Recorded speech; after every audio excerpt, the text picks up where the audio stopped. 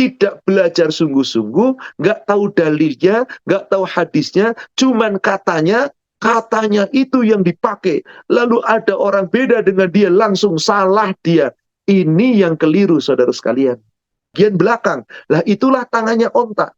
Dan orang-orang Arab kalau ditanya mana tangannya onta, dia akan nunjuk. Sampai demikian, saudara sekalian. Diteliti oleh para ahli hadis. Dan mereka tidak ribut, mereka tidak mengklaim paling benar, tapi mereka menyerahkan. Adapun kami berpendapat seperti ini. Adapun apabila Anda punya pendapat lain, silahkan. Subhanallah. Inilah para ulama. Orang-orang alim. Ketika ada suatu perselisihan, dirujuk kembali kepada dalil, dan dia meyakini mana yang paling dia yakini, dan dia tidak menyalahkan satu sama lain. Imam Ahmad bin Hanbal dan Imam Malik mengambil dengan jalur tariqatul tarjih. Kedua hadis ini digabungkan, lalu dirojihkan, dikuatkan makna yang paling kuat.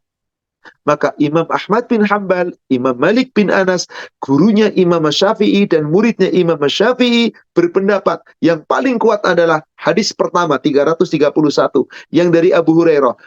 Dua tangan dulu baru dua lutut. Sekarang kita akan membahas mulai dari setelah i'tidal. I'tidal sudah kita bahas, ada yang tegak lurus, betul-betul tulang kembali pada tempatnya. Ada yang sami Allahu liman hamidah, lalu meletakkan kembali tangan di atas dadanya. Maka kedua-duanya sahih, karena dalilnya ada. Tinggal setelah itu kita akan menuju ke sujud. Bagaimana menuju ke sujud? Ada dua buah hadis yang kalau kita merujuk kepada hadis ini, seakan-akan ada pertentangan. Seakan-akan ada perbedaan. Hadisnya di kitab, apabila seorang di antara kalian hendak sujud, yakni dari i'tidal, sami Allahu liman hamidah, berdiri tegak, lalu mau ke sujud, maka kata Rasulullah, fala yabruk kama yabrukul ba'ir. Jangan kamu merebah atau merunduk seperti merunduknya onta. Jangan kamu abruk seperti ambruknya onta. Menderu artinya onta mau duduk dari berdiri. Jangan kayak onta. Ada larangan di sini. Fala yabrukul ba'ir. Rasulullah SAW di hadis ini tidak menggunakan kata-kata onta. Bahasa Arabnya jamalun. Jamal. Rasul tidak menggunakan kata itu. Onta jantan itu jamalun. Atau secara umum semua onta, mau jantan, mau betina, mau besar, mau kecil, ibilin. Rasul tidak menggunakan kata-kata kama yabrukul ibil, kama yabrukul jamal, tapi beliau menggunakan kalimat kama yabrukul ba'ir. Apa itu ba'ir? Ba'ir adalah onta yang khusus dijadikan menjadi tunggangan. Apakah itu yang biasa dikendarai? Rasulullah punya onta namanya khaswah. Dan itulah ba'irnya Rasul, kendaraannya Rasul. Terkadang dipakai untuk membawa beban, membawa air, membawa barang-barang. Itulah ba'ir. Onta-onta yang dipakai untuk mengendara kendaraan. Bagaimana onta duduk? Kata Rasulullah, apabila salah seorang di antara kamu sujud, dari berdiri i'tidal hendak sujud, jangan duduk seperti onta. Jangan ambruk, yaitu jangan di situ menderum atau apa namanya, merebahkan diri dari berdiri menuju kepada rebah. Jangan kayak onta. Lalu bagaimana agar supaya jangan seperti unta? Waliyadhu' yadaihi qabla rukbataihi. Waliyadhu', hendakkah kamu letakkan yadaihi, kedua tanganmu dulu. Baru qabla rukbataihi, sebelum kedua lututmu. Akhrajahu thalatha. Hadis ini dikeluarkan oleh Imam 3. Wa huwa aqwa min haditsil Wa'il bil Hujr. Dan ini hadis lebih kuat dibandingkan hadis yang akan kita sebutkan di nomor 332 berikutnya. Tadi nomor hadis 331 Bulughul Maram. Dan ini lebih kuat daripada hadis yang nomor berikutnya, yaitu 330 dari Wa'il bin Hujr. Saya akan uraikan dulu, nanti kita compare dan mari kita pelajari. Kalau ada hadis yang bertentangan, lalu bagaimana sikap kita? Karena di dalam urusan fikih akan ada ilmu yang namanya tariqatul jam'i, menggabung hadis, atau tariqatul tarjih, menguatkan hadis, atau digabung kedua-duanya, atau tariqatul nashi, ada hadis yang kemudian sudah dinasah. Berdasarkan hadis nomor 331 dan 332 ada perbedaan. Coba sekarang kita perhatikan yang 332. Hadis Wa'il bin Hujr radhiyallahu anhu. Hadis dari Wa'il bin Hujr, semoga Allah meridhoinya. Dia berkata, Ra'aitu Rasulullah sallallahu alaihi wasallam, aku melihat Rasulullah sallallahu alaihi wasallam idza sajada, apabila beliau sujud, yakni dari i'tidal menuju ke sujud, wada'a rukbataihi qabla yadaihi, beliau meletakkan kedua lututnya lebih dulu sebelum kedua tangannya. Akhrajahul arba', hadis ini sahih diriwayatkan oleh Imam 4, yaitu Abu Daud, Nasa'i, Tirmidzi dan Ibnu Majah. Fa inna lil awal syahidan min hadithi Ibnu Umar radhiyallahu anhuma. Tapi di hadis yang pertama tadi 331 ada syahid dari Abdullah bin Umar, semoga Allah meridhai mereka berdua. Sahahahu Ibnu Khuzaimah, dan hadis nomor 332 ini telah disahkan oleh Ibnu Khuzaimah. Wa dzakara al-Bukhari mu'allaqan mauqufan, dan Bukhari mengatakan bahwasanya hadis ini adalah mu'allaq yang mauquf. Saudaraku sekalian yang semoga dirahmati Allah, mari kita pelajari dua hadis ini. Mari kita pelajari dua hadis ini. Silakan Ibu tutup skrinnya, saya akan membuat suatu ilustrasi. Hadis nomor 331 tadi, Nabi Shallallahu Alaihi Wasallam bersabda, bicara dengan kepada para sahabat. Dan Abu Hurairah mendengar itu. Idza sajada ahadukum, apabila seorang di antara kamu mau sujud, fala yabruk kama yabrukul ba'ir, kamu jangan menderum, kamu jangan duduk sebagaimana duduknya ba'ir, ontak tunggangan. Maka diperintahkan di sana, falyadu, hendaklah letakkan dulu. Apa yang diletakkan? Yadaihi, kedua tangannya, qabla, sebelum rijlaihi, sebelum rukbataihi, sebelum kedua lututnya. Jadi hadis ini memerintahkan kita, Rasul memerintahkan kita, kalau kamu mau sujud jangan kayak onta, letakkanlah kedua tanganmu dulu baru kedua kakinya. Sementara hadis berikutnya tadi 332, Wa'il bin Hujr mengatakan, Ra'aitu, aku melihat. Kalau tadi perintah dari Rasul, sahabat mendengar. Kalau ini Wa'il bin Hujr melihat. Ra'aitu Rasulullah sallallahu alaihi wasallam, aku melihat Rasulullah sallallahu alaihi wasallam idza sajada, apabila beliau sujud. Maka bagaimana caranya apabila beliau sujud? Maka dikatakan di sini bahwasanya wada'a rukbataihi qabla yadaihi. Beliau meletakkan dua lututnya lebih dulu, baru dua tangannya. Jika kita mempelajari dua hadis ini bertentangan. Tadi hadis 331, jangan kayak onta, maka dua tanganmu dulu, baru dua lutut. Sementara perbuatan Rasul dilihat oleh sahabat yang namanya Wa'il bin Hujr, justru beliau meletakkan lutut dulu, baru dua tangan. Bagaimana ini? Di dalam kaidah ilmu fikih, apabila ada hadis yang bertentangan, sementara kedua hadis itu dua-duanya sahih, diriwayatkan oleh Imam 3 yang di atas, yang 331. Imam 3 adalah At-Tirmidzi, kemudian An-Nasa'i, At-Tirmidzi, dan Ibnu Majah. Sementara yang satunya lagi nomor 332 diriwayatkan oleh Imam 4. Abu Daud, At-Tirmidzi, An-Nasa'i, Ibnu Majah. Jadi Imam 3 pun meriwayatkan dengan hadis yang berbeda. Bagaimana ini? Maka ada beberapa cara. Pertama, tariqatul jam'i. Tariqatul jam'i. Kedua hadis ini digabung. Karena sama-sama kuat hadisnya, maka dari dua gabungan hadis ini Anda bisa meletakkan dua lutut dulu baru dua tangan, Anda boleh meletakkan dua tangan dulu baru lutut. Tariqatul jami. Kedua hadis itu digabung, dan karena posisi kedua hadis itu dua-duanya kuat, amalkan. Mana yang Anda ingin yakini? Lutut dulu baru dua tangan boleh, dua tangan dulu baru dua lutut boleh. Yang kedua, tariqatul nashai. Digabung hadisnya, kemudian coba adakan nasah di antaranya. Nasah itu menggantikan. Hadis ini digantikan oleh hadis berikutnya.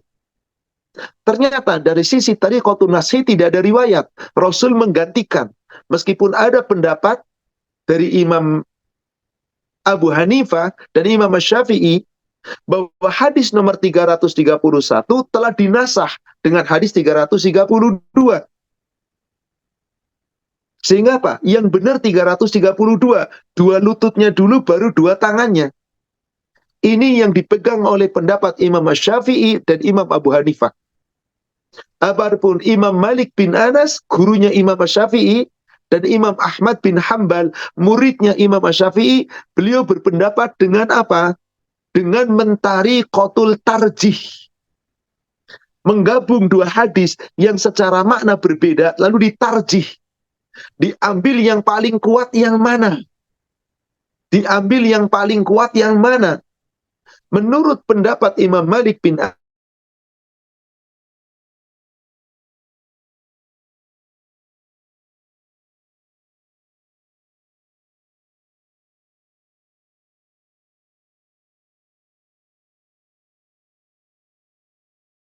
bukan perintah, lebih tegas, lebih kuat dibandingkan penglihatan sahabat. Karena Rasul perintah, berbeda dengan Rasul mengerjakan, lalu ada sahabat lihat. Maka Imam Ahmad bin Hambal dan Imam Malik mengambil dengan jalur tariqatul tarjih. Kedua hadis ini digabungkan, lalu dirojihkan, dikuatkan makna yang paling kuat. Maka Imam Ahmad bin Hambal, Imam Malik bin Anas, gurunya Imam Syafi'i dan muridnya Imam Syafi'i berpendapat yang paling kuat adalah hadis pertama 331 yang dari Abu Hurairah. Dua tangan dulu baru dua lutut. Sedangkan Imam Abu Hanifah dan Imam Syafi'i lebih menguatkan apa? Dua lutut dulu baru dua tangan. Karena menganggap hadis yang pertama telah dinasah. Dari beberapa riwayat telah dinasah. Artinya apa? Hadis yang meletakkan dua tangan dulu dengan dua lutut, kemudian telah dinasah, telah diganti dengan dua lutut dulu baru dua tangan. Karena itu perbuatan Rasul yang dilihat oleh sahabat. Maka dalam hal ini, saudara sekalian, imam-imam besar ketika berbeda pendapat, mereka ikhlas, legowo, orang Jawa bilang. Karena menerimanya dengan ilmu. Maka keilmuan mereka tidak menjadikan mereka berselisih dan bertentangan. Maaf, beda dengan kita. Boleh jadi kita nggak tahu ilmunya dengan pasti dalilnya. Cuman kata guru saya, kiai saya, ustadz saya, lutut dulu, mantep lutut dulu. Ada orang tangan dulu disalahin. Oh nggak boleh tangan dulu. Kayak onta tahu. Kadang-kadang menyakiti perasaan orang lain. Maka akhirnya apa yang terjadi? Gara-gara perbedaan seperti ini, mereka tidak belajar ilmunya, mereka saling menyalahkan dan merasa paling benar. Coba kita lihat tadi, pendahulu Darul Hijrah dari imam adalah Imam Abu Hanifah, sependapat dengan Imam Syafi'i. Dua lutut dulu baru dua tangan. Adapun muridnya Imam Syafi'i, Imam Ahmad bin Hambal, gurunya Imam Syafi'i, Imam Malik bin Anas, muridnya Imam Abu Hanifah, sepakat dua lutut dulu baru dua tangan. Dan kedua imam mereka itu tidak saling gontok-gontokan, tidak saling menyalahkan. Saya punya pendapat, Anda punya pendapat, silakan. Inilah caranya dan harusnya kita demikian. Karena dalil yang ada, saudara sekalian. Beda ketika kita masih hidup di zaman Rasul, langsung saja tanya, yang mana yang benar ya Rasulullah? Pasti Rasul sebutkan salah satunya. Karena ini hidup sudah sekian lama, sudah sekian tahun, 1400 tahun lebih. Kita nggak tahu, tapi mari merujuk kembali kepada dalil. Bagaimana pendapat Ibnu Qayyim al-Jauziyah? Beliau mentarjih. menggabungkan dan mentarjih dengan dalil. Hendaklah orang-orang yang mengikuti hadis yang pertama, yaitu hendaklah jangan kayak onta, maka harus dua tangan dulu baru dua lutut. Hendaklah orang-orang melihat bagaimana onta ba'ir, onta kendaraan duduk dari berdiri. Bapak Ibu, pernahkah lihat Anda lihat onta duduk dari berdiri? Dahulu kalau kita umroh haji biasanya jalan-jalan di sekitar Arafah atau beberapa tempat-tempat rekreasi kita ada onta yang disewakan untuk orang menaiki. Tapi sekarang sudah ditiadakan. Sejak COVID sudah tidak diadakan lagi. Pernahkah Anda lihat onta duduk? Silahkan perhatikan. Semua onta. Dan saat saya mempelajari hadis ini, saya qadarullah penasaran ini benar apa enggak. Karena di dalam kitab Zadun Ma'ad, Imam Ibnu Qayyim al-Jauziyah, beliau mentarjih dua lutut dulu baru dua tangan yang benar. Sebab apa? Yang perintah Rasul jangan kayak onta, tapi perintah dua tangan dulu baru dua lutut. Ternyata justru itulah perbuatan onta. Maka ada terbalik hadis Abu Hurairah. Yang benar harusnya dua lutut dulu baru dua tangan. Karena ini sesuai dengan perbuatan onta. Silakan Bapak Ibu perhatikan. Setiap saya membimbing umroh, dan saya betul-betul berkali-kali, mungkin lebih dari 10 kali.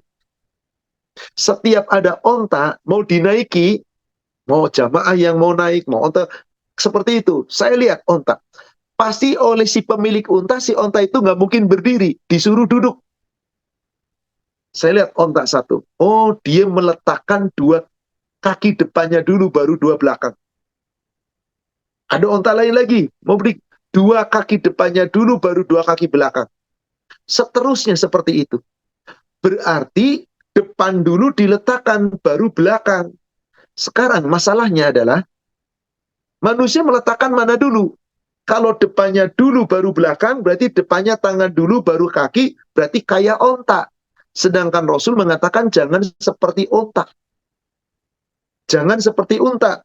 Makanya Ibnu Qayyim al-Jauziyah merojihkan. Demikian pula muridnya Syekhul Islam Ibnu Taimiyah merojihkan. Yang paling kuat, yang ditarjih, yang menguatkan adalah dua lutut dulu baru dua tangan. Itu lebih kuat. Maka condong kepada pendapat Imam Abu Hanifah dan pendapat Imam Syafi'i. Dua tangan dulu baru. Adapun orang-orang yang bermazhab dengan Imam Syafi'i melakukan lutut dulu baru dua tangan. Orang-orang yang mengikuti pendapat Imam Ahmad bin Hambal, dua tangan dulu baru dua lutut. Dalam hal ini, saudaraku sekalian, jangan kita ribut, jangan bertentangan, jangan kita gontok-gontokan. Anda tahu dalilnya, kedua-duanya sahih. Para ulama kibar, ulama besar, telah mentarjih, telah menjelaskan. Maka dalam hal ini, saya secara pribadi sebagai seorang yang dhaif, yang lemah ilmu dalam urusan hadis ini, hanya bisa mencontek, membaca apa yang ada. Saya lebih rojih memilih pendapat Imam Syafi'i, pendapat Imam Ahmad bin Hambal, pendapat Ibnu Qayyim al-Jauziyah, Syekhul Islam Ibnu Taimiyah, bahwa meletakkan dua lutut dulu, baru dua tangan lebih rojih. Kenapa? Yang meletakkan tangan dulu dan baru dua lutut, itu justru perbuatannya onta.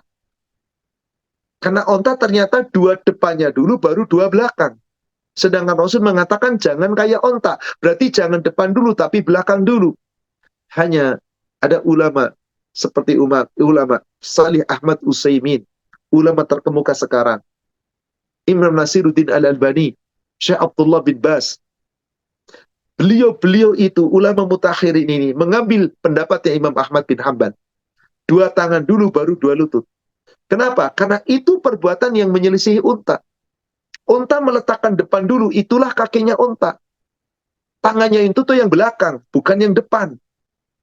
Kenapa? Karena unta itu yang lebih banyak berfungsi adalah bagian belakang. Lah itulah tangannya unta. Dan orang-orang Arab kalau ditanya mana tangannya unta, dia akan nunjuk yang belakang. Mana kakinya unta, akan nunjuk yang depan. Sedangkan unta depan dulu diletakkan, berarti dua kaki. Sementara tangan itu bagian belakang. Maka yang benar adalah dua tangan dulu baru dua kaki. Agar tidak seperti onta. Sampai demikian saudara sekalian. diteliti oleh para ahli hadis, dan mereka tidak ribut, mereka tidak mengklaim paling benar, tapi mereka menyerahkan, adapun kami berpendapat seperti ini, adapun apabila Anda punya pendapat lain silahkan. Subhanallah. Inilah para ulama, orang-orang alim. Ketika ada suatu perselisihan, dirujuk kembali kepada dalil, dan dia meyakini mana yang paling dia yakini, dan dia tidak menyalahkan satu sama lain. Seharusnya seperti itulah umat Islam. Kalau umat Islam cerdas, mau belajar insya Allah, mengikuti dalil, gak ada tuh perbedaan yang harus dengan pertentangan. Perbedaan boleh. Tentang kunut, Imam Syafi'i menyunahkan, Imam Ahmad bin Hambal membid'ahkan. Silakan Anda pilih yang mana. Saya pendapat Imam Syafi'i, mazhab saya Syafi'i. Jangan cuma Anda bermazhab Syafi'i tanpa ilmunya Imam Syafi'i. Coba jelaskan mana dalilnya dari Imam Syafi'i. Oh ada, saya yakin. Bismillah, ikut. Saya lebih pendapat condong Imam Ahmad bin Hambal. Mana dalilnya? Ini dia dalilnya. Bismillah, ikut. Maka nggak gontok-gontokan. Yang sering terjadi di negara kita adalah, khususnya kita orang awam, tidak belajar sungguh-sungguh, nggak tahu dalilnya, nggak tahu hadisnya, cuman katanya itu yang dipakai. Lalu ada orang beda dengan dia, langsung salah dia. Ini yang keliru, saudara sekalian. Semoga ini dalam urusan sholat. Begitu pula dalam urusan yang lain. Sama, dalam urusan lain nanti ada perbedaan-perbedaan pendapat. Baru dari gerakan sholat kita sudah pelajari. Cara takbiratul ihram mengangkat tangan sudah beda-beda. Cara meletakkan tangan di atas tangan kiri di dada sudah beda-beda. Cara iktidal ketika sami Allahu liman hamidah. Ada yang sami Allahu liman hamidah begini, ada yang sami Allahu liman hamidah lurus, beda. Cara sujud dari iktidal, ada yang dua lutut dulu baru dua tangan, ada yang dua tangan dulu baru dua lutut, beda. Maka dalam hal ini, maaf saudara sekalian, saya ceritakan secara detail agar kita bisa legowo nerima. Dengan dalil yang ada, bismillah, Anda mau yang mana? Sebagian ulama mentarikotul jam'i, menggabungkan, karena dua-dua hadis ini sahih, maka tadi, mau lutut dulu boleh, mau kemudian setelah itu dua tangan dulu boleh, terserah Anda. Tapi jangan pakai hawa nafsu, pakai dalil, keyakinan. Oh, dua-duanya ada, bismillah. Suatu ketika lutut dulu baru dua tangan, monggo. Tangan dulu baru dua lutut, monggo. Tapi bukan dengan alasan, Ustadz saya mah nyamanan lutut dulu. Kenapa? Kayaknya enakan lutut dulu deh baru dua tangan. Itu perasaan Anda. Ustadz saya mah tangan dulu. Kenapa? Saya sudah tua Ustadz. Kalau dua lutut dulu malah ngilu. Saya lebih enakan tangan dulu. Ini masalah Anda. Jangan selera kemudian dijadikan dalil. Pakailah dalil dalam hadis. Anda mau pakai yang mana silakan. Saya udah sepuh Ustadz, memang harus tangan dulu. Ya nggak masalah, halal. Hadisnya sahih. Saya masih muda Ustadz, kuat. Saya lebih nyaman dua lutut dulu baru. Silakan, hadisnya sahih. Jangan pakai perasaan. Saya mah lebih nyaman, nggak boleh. Anda tinggal ambil mana pakai dalil. Demikian. Wallahu a'lam. Baik, kita lanjutkan. Setelah itu kita sampai kepada gerakan ruku. Ruku sudah, kemudian mau sujud sudah, sekarang sujud.